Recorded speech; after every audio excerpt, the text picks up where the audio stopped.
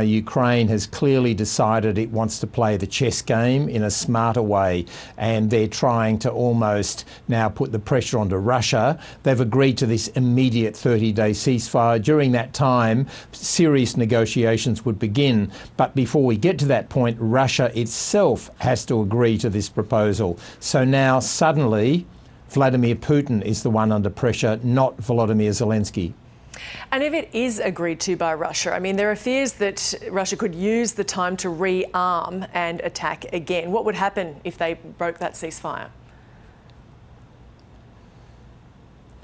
Well, Gemma, in any war, in any ceasefire, both sides can do that. You know, clearly these two neighbours do not like each other, they don't get on well, they're at war, and a 30-day pause or ceasefire would give both sides that chance to rearm and regroup. That would happen under any ceasefire. We've seen that with Gaza between Israel and Hamas. And so that's always a factor. But if the end of shooting for at least 30 days, you know, surely that's a good thing, and it may then lead on to longer term peace, and it will be a challenge to see whether that can be enforced. The Ukrainians, of course, don't believe that the Russians are acting in good faith, and Donald Trump would have to try to ensure that that peace held. So this is simply the beginning of the process, certainly not the end.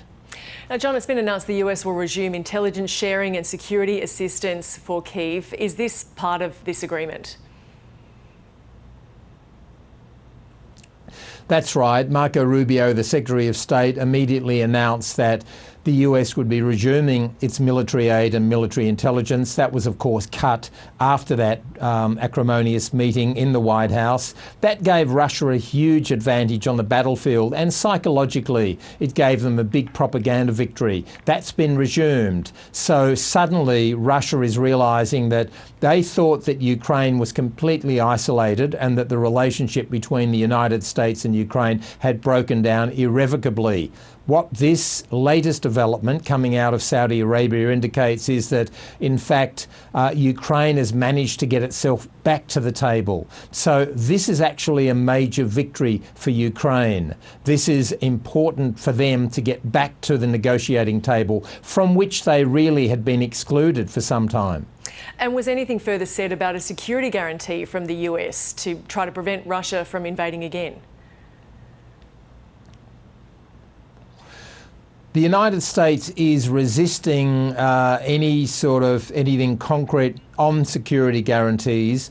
What the United States, the Trump White House's position is that they want to do a minerals deal with Ukraine. They want to do that commercial deal. And their argument is that should we do a major deal to benefit from Ukraine's minerals, then that becomes a de facto security arrangement, because if we are relying on getting a lot of Ukraine's vast mineral wealth and rare minerals, rare earths, then of course we're going to want to protect our investment. So it's very Trumpian to in fact make a security guarantee, not with soldiers, not with guarantees of people going their boots on the ground, but very Donald Trump to say that the security guarantee will come in the form of our commercial interests. Now that's a real change of mindset for the way the United States works. I mean, this is not the only area we're seeing that the US, the rules are being rewritten or thrown out the window under Donald Trump. This is one of those things that's being thrown out the window.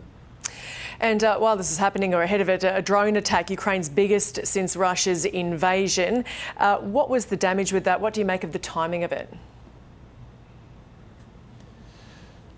Significant timing, Gemma, because we'll remember a few days ago, after Donald Trump had essentially ejected Volodymyr Zelensky from the White House, Russia took advantage of that, and Russia launched a couple of particularly damaging attacks on Ukraine. Donald Trump said famously, anybody would do the same thing. Now, I don't think most people would agree with that. I don't think anybody would just go and kill civilians in the numbers that Vladimir Putin has been killing civilians on an industrial scale over the last 3 years. He's been firing 2,000-pound missiles into apartment buildings. Now, it's interesting here because I think the Ukrainians heard what Donald Trump said then. Anybody would do the same and thought, OK, if anybody can do it, we can do it.